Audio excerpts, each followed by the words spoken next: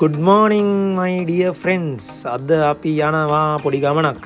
අද ඉරිදා යුනිවර්සිටි නිවාඩු අපි යන්න හදන්නේ නාගදීපේ. ඉතින් ළමයි අපි හම්බෙන්නේ කොට දවසකින්. හේතුව කියන්නේ ඉතින් අපිට පොඩ්ඩක් ඇකඩමික් වැඩ මේ දවස්වල වැඩි. ඒ නිසා ඉතින් අපිට ෆ්‍රී ටයිම් එකක් හම්බුනේ නැහැ වීඩියෝ එකක් කරන්නවත් කොහෙවත් යන්නවත්. ඔයාලා අහලා ඇතිනේ ජැෆ්නා වල තියෙනවා ප්ලේසස් ගොඩක් ඇවිදින්න. ඊකින් අර සාමාන්‍යයෙන් ආකර්ෂණය වැඩිම ප්ලේස් එකක් තමයි නාගදීප කියලා කියන්නේ. බස් එකේ යන්නත් තියෙනවා, බෝට්ටුවේ යන්නත් තියෙනවා. අර පොඩ්ඩක් ඇඩ්වෙන්චර් ටයිප් විදිහේ ගමනක්. අපි යමු අද නාගදීප බලන්න නම් අපිත් එක්ක.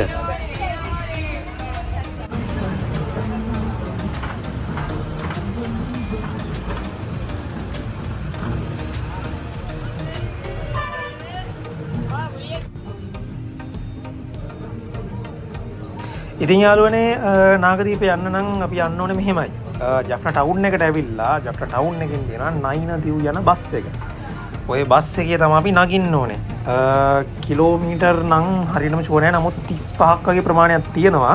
ඒ වගේම රුපියල් 160ක වගේ දුරක් බස් එකේ ගන්න ටිකට් එක. ඕක බස් එක ගිහලා නවත්තන්නේ ජෙටියෙන්. ජෙටිය කියලා කියන්නේ බෝට්ටුව වල නවත්තන ප්ලේස් එකක්. එතනින් තමයි අපි බෝට්ටුව අරගෙන යන්න ඕනේ ජෆ්නා වලට.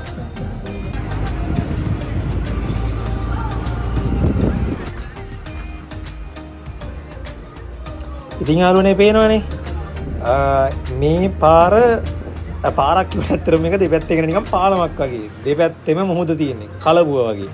අර ගැඹුරු මුහුදකුත් නෙමෙයි මාර සනීපයි මරු. උලඟ තමයි ඉතින් වැඩි. උලඟයි දූවිල්ලයි දිගටම හම්බෙනවා.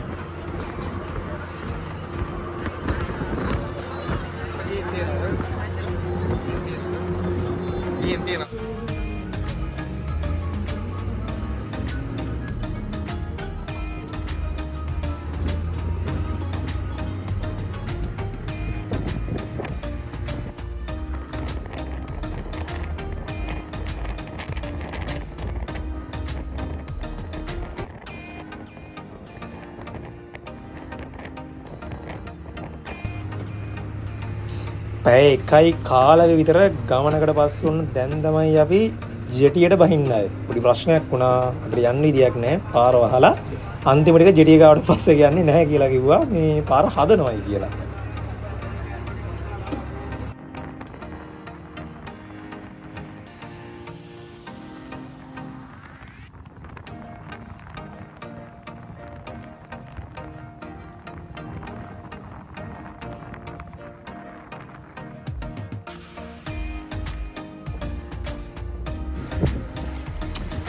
ඔන්න යාළුවනේ මේක තමයි ජෙටිය. මෙතනින් තමයි අපි බෝට්ටුවක් ගන්න ඕනේ. බෝට්ටුවකට ටිකට් එක රුපියල් 80යි. සාමාන්‍ය කෙනෙක් ගැන මං හිතන්නේ වෙනම බෝට්ටු ගන්නත් පුළුවන්. මං ඒක ගැන නම් හරියට විස්තරය දන්නේ නැහැ. සමහර අය ප්‍රයිවට් අර ගැන කතාවක් කියනවා කොහොමද දන්නේ නැහැ ඒක නම්. නෝමල් ඕන කෙනෙක්ට අනිවාර්යයෙන් මේ බෝට්ටුව ගන්න පුළුවන්. රුපියල් 80ක් තමයි ගන්නෙ.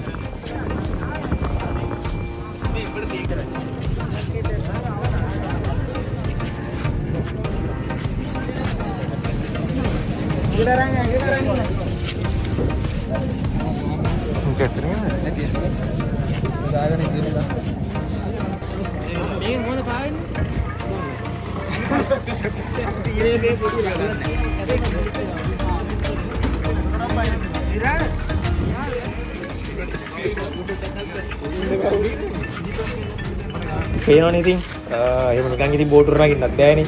සේෆ්ටි ජැකට් එකක් දාලා එහෙම තමයි ඉතින් අපි යන්න ඕනේ. ඔන්න ඉතින් අපේ ගෑන්සි හිටපු 11 දෙනා ලෑස්ති වුණා බෝට්ටුවර නගින්න.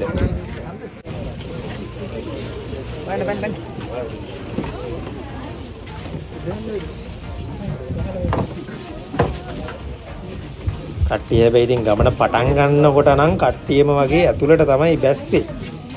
මගදුරක් යනකොට නම් කට්ටිය බෝට්ටුව උඩට ආවා. මොකද ඉතින් ෆොටෝස් වීඩියෝස් එහෙම ගන්න බලාගෙනනේ අපි ඉතින් මේක පිටත් වෙන්නේ.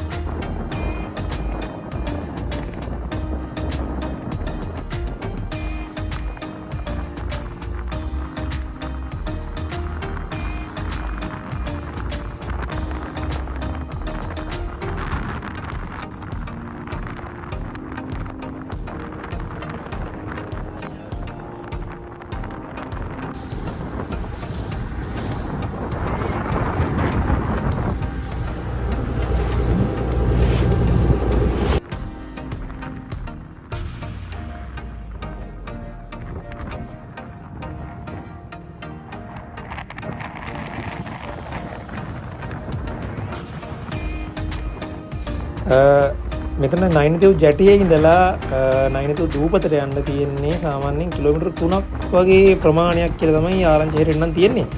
හැබැයි ඉතින් බෝට්ටුවේ යන්න නම් යනවා පැය භාගයක් විතර. ගමන දුර පොඩි වුණාට යන වෙලාව නම් පොඩ්ඩක් වැඩි ඉතින්.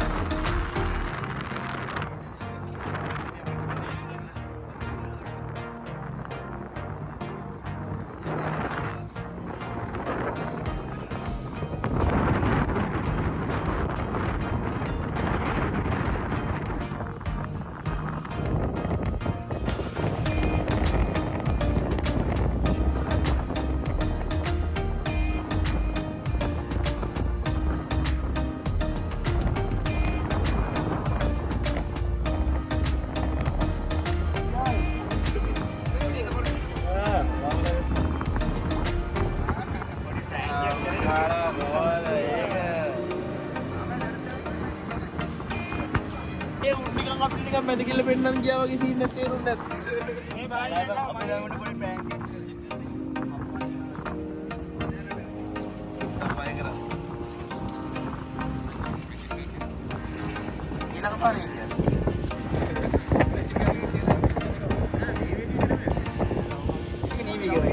ඔන්න වේ ගමනාන්තයෙන් අපි සේන්දුණා.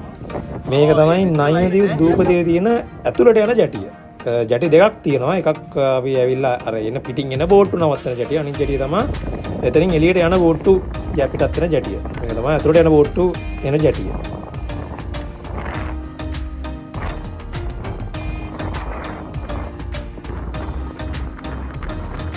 ඉතින් ළමයි මම කිව්වා වගේ මේක තමයි ඇතුළට යන ජැටිය. මේ ජැටිය කෙරවලේ හම්බෙනවා නාගදීප විහාරය. ඉතින් ඒ වගේම තමයි පිටතට එන ජැටිය තියෙනවා එහා පැත්තෙන්. ඒ ජැටියෙන් අපි එනකොට හම්බෙන්නේ නාග පූසානි අම්මන් කෝවිල.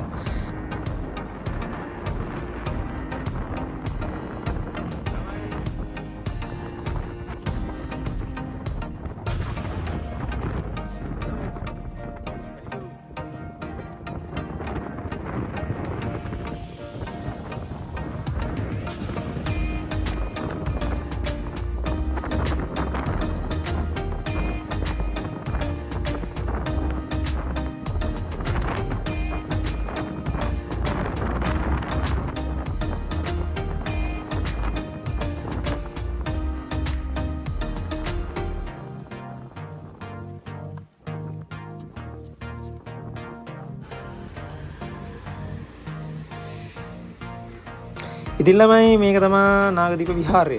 අපි ඉතින් සිරප්පු මේ පැත්තෙන් ගලවලා ලෑස්ති වුණේ අතුලට යන්න තමයි. බලමු කොහොමද කියලා.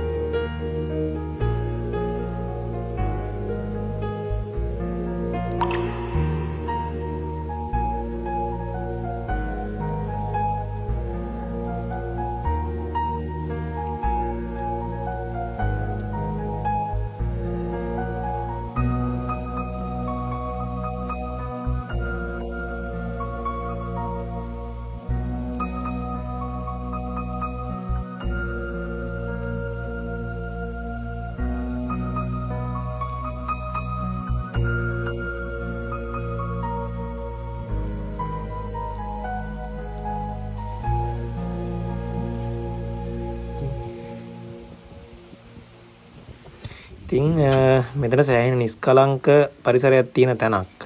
වටේටම මුහුදක් තියෙන නිසා ඇත්තටම අපි හිතුවේ සෙනග එහෙම ඇති එහෙමයි අපිට වෙයි කියලා. එහෙමත් නෑ. අපි හිතපු තරම් මේ කලබලකාරී මේ වාතාවරණයක් තිබ්බේ නැහැ එතන. ඒ වගේම මේ නාග විහාර කියන්නේ ඉතින් ගොඩක් පෞරාණික ඓතිහාසික වශයෙන් වැදගත්කමක් තියෙන විහාරස්ථානයක්. මේක ලංකාවේ සිවිල් යුද්ධ කාලේ පිච්ච ප්‍රශ්න කිහිපයක් වගේ දේවල් එහෙම වලටත් එකතු වෙන විදිහේ විහාරස්ථානයක්. මේක උඩ තියෙනවා පොඩි කෞතුකාගාරයක්. ඉතින් අපි නාගදීප විහාරය වැඳ පුදාගෙන ඉවර වෙලා අපි ආවා කෝවිලට. අපි ඉතින් පිටත් වෙන්න ඕන කොහොමත් මේ පැත්තෙන්නේ. ඒ නිසා ඉතින් අපි කෝවිල පැත්තට ආවා. ඒකම අපිට යුතුනේ කෝවිලටත් ගිහිල්ලා එන්න. බෝට්ටු යනවා කියලා කියන්නේ පැයෙන් පැයට. ඒ නිසා ඉතින් අපිට වෙලාව තිබ්බ සෑහෙන්න. ඒ නිසා ඉතින් අපි කට්ටියම කතා වුණේ කෝවිලටත් ගිහිල්ලාම යමු නේද කියලා. මොකද නැත්තම් අපිට ආයෙ පාරක් එන්න වෙනවනේ කෝවිලට යන්න උනා.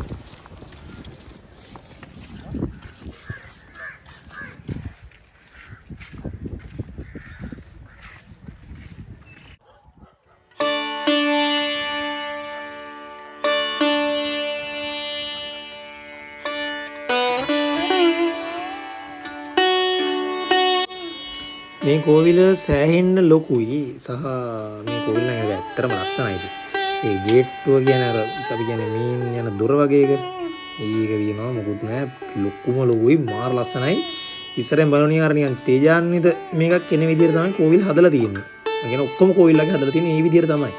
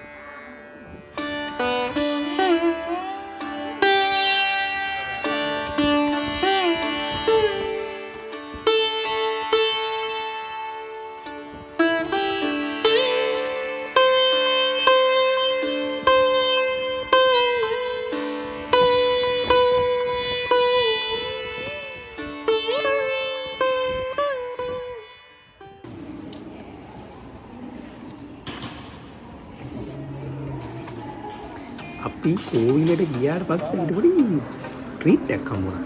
මෙහි සාමාන්‍යයෙන් කෝවිල් වල කෑම දෙනවා. ඒක දන්සලක් තියනවා හැමදාම මම හිතන්නේ කියනවා ඒක නම් මොකද දන්නේ නැහැ. අපි ඊව දවස නම් කොහමද තිබ්බා. අපි ඉතින් කතා කරලා පොඩි කැමරාවක් එකලු දෙනවා. බතුයි ව්‍යංජන දෙකකුයි පපඩම් කැරලක් එක තමයි හම්බෙන්නේ.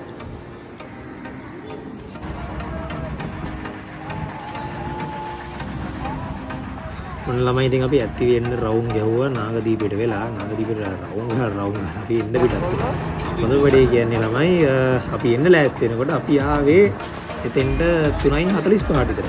ඒ කියන්නේ එතකොට බෝට්ටුව ගිහිල්ලා 3 මාට්ටු බෝට්ටුව යන්නේ. තව අපි ඉන්නේ 45ක් ඉන්නවා ඊළඟ බෝට්ටුව එනවා. එතකොට ඒක තමයි අන්තිම බෝට්ටුව. අපේ වෙලාව හොඳයි කියන්නේ වෙලාවට ඒ වෙලාවට ආවා. එහෙම නොවුණා නම් එහෙම අපිට ඉන්න වෙනවා ආයි බෝට්ටුවක් එන්නේ නැහැ නේ. අපිට ඉතින් ප්‍රයිවට් බෝට්ටුවක් අරන් එන්න වෙනවලු. ඒනවනේ නාගදීපිට මිනිස්සු බයික් උත් දාගෙන එනවා බෝට්ටුවේ. මම දන්නේ කොහොමද මේක වෙන්නේ කියලා නම් එනකොට නාගදීප ඇතුළත අපි දැක්ක කාර් එකක් එහෙමත් තියෙනවා. ඒක ගිනිච්ච කොහොමද කින්ද මන්ද කියලා නම් හිතා ගන්න අමාරුයි ඉතින්. කොහොම හරි ගමනාගමනේ විදියට විතර පාවිච්චි වෙන්න නම් මේන්ලිම බෝට්ටුව තමයි.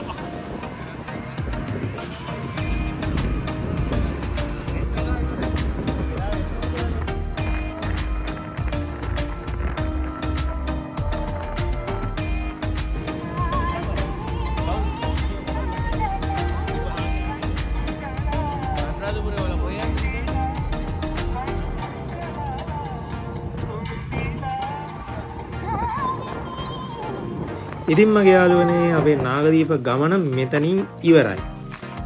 ඔයාලා නැවත හමු වෙන බලාපොරොත්තු වෙන අදට අපි සමු ගන්නවා. ස්තුතියි.